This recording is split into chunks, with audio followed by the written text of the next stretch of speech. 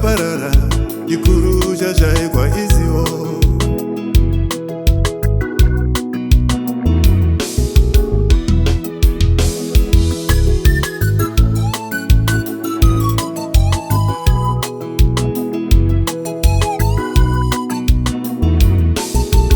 Vana vedu vopera chikuru chashaikwa izivoyo.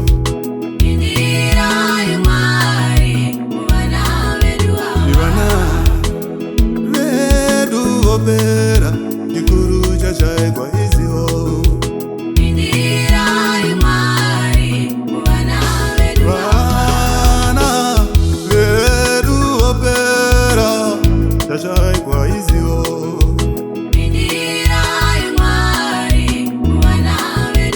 Rutsi rwedu rwaparara chikuru chashaikwa izivo.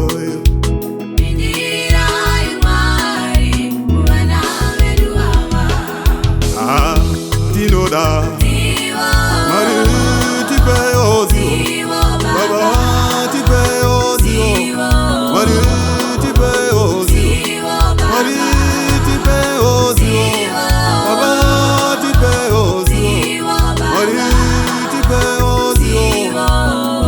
Ai wazio Mari tinoda.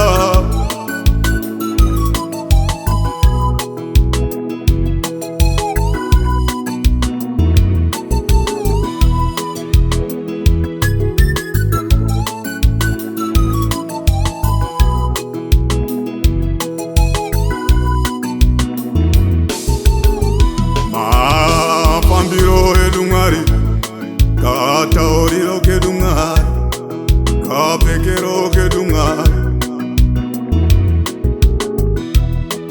Kumabasa tinoda zivo, kumakereke tipeyo zivo, Mwari we tipeyo zivo, Mwari tipeyo zivo.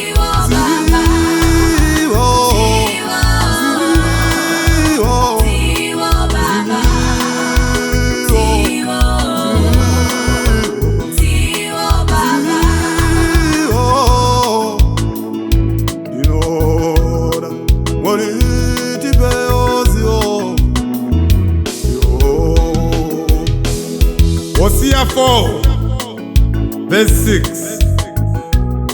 Vanhu vangu vaparadzwa nekushayiwa zivo.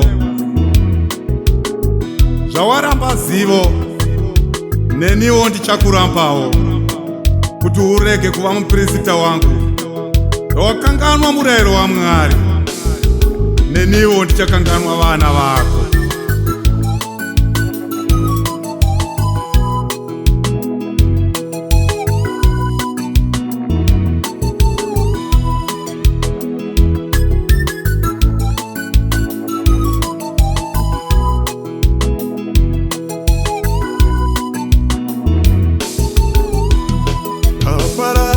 Nekusha, kapara nekusha.